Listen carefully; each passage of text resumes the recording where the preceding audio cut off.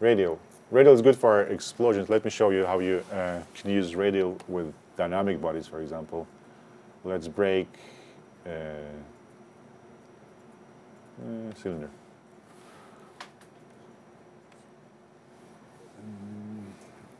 Hide it from now, for now. So these are things, the terrible thing from the past. Maya doesn't know how to shatter things, so you have to use all kind of plugins. So so we go. Let's make it subdivide a bit on top, and then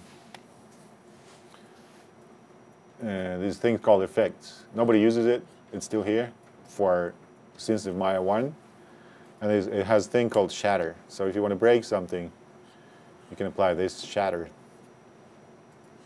to it. Let's do 8 shards. See, it never works.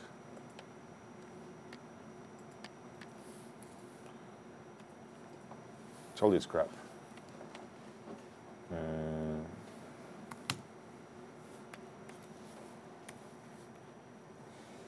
Let's try delete history and then go effects. Okay, we got it shattered. So I got a bunch of shards here.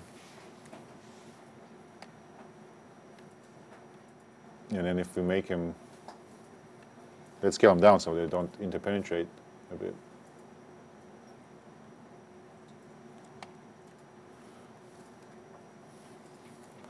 Let's delete history on them. And now if we can make them rigid bodies,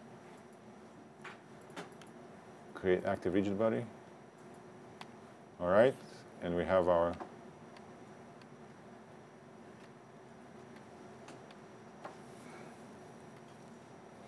and now we apply a radial field.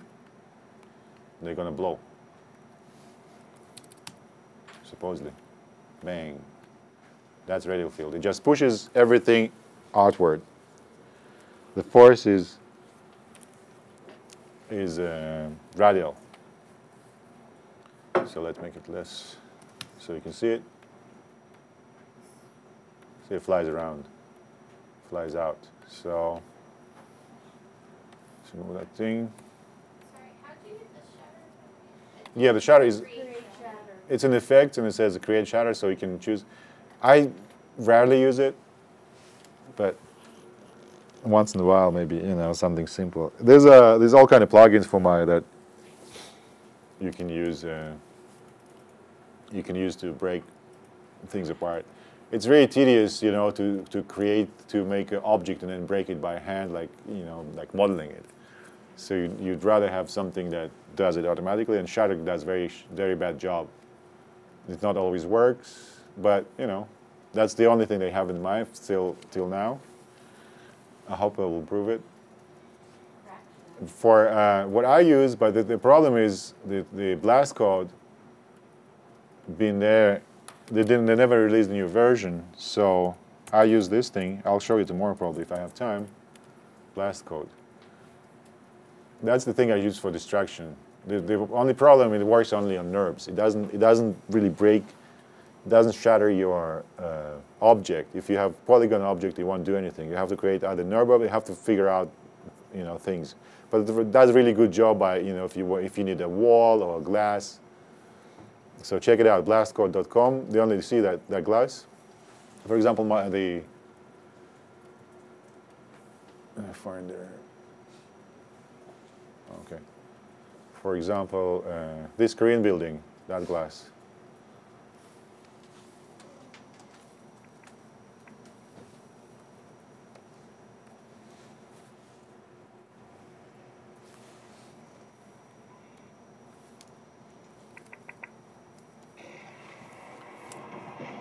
That was created using blast code. The surface. Okay. So that's blast code. The only problem, I have to keep all my version 2008 32-bit because they didn't release no new version. But there's new things in works. That's the limitations. So for now we have Shatter, unfortunately. Did I close this thing?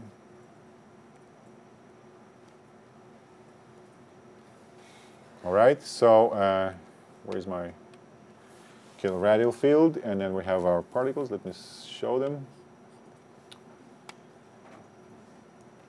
Because they were hidden. So display, show selection. And let's move that radial field so we can see it, what it does. And again, window, dynamic relationships, and my particles, fields, radial field.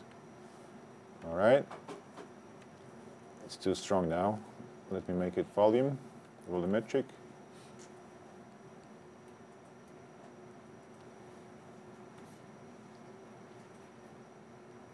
Radial field. Volume with the sphere, and then I'll give it less attitude, less magnitude. 0.5.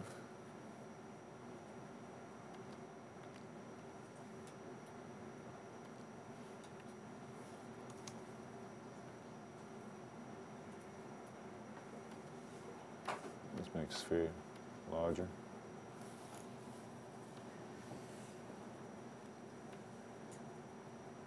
Yeah, it just pushes everything outward. So if I put it in the middle,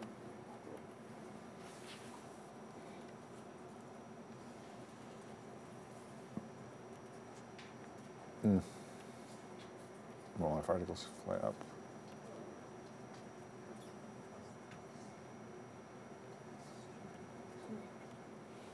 Or if I create a particle grid, well, okay, this is a radial field, and then turbulence is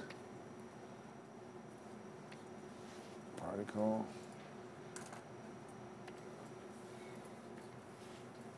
Okay, then we go, there's, what's the next?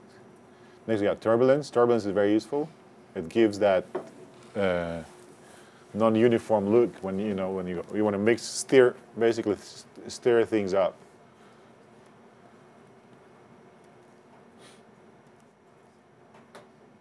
And let's give it frequency, more frequency.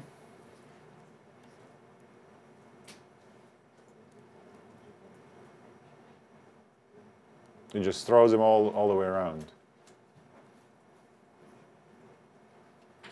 I can show you by using the particle grid. Create particles, particle tool. Let's make a grid.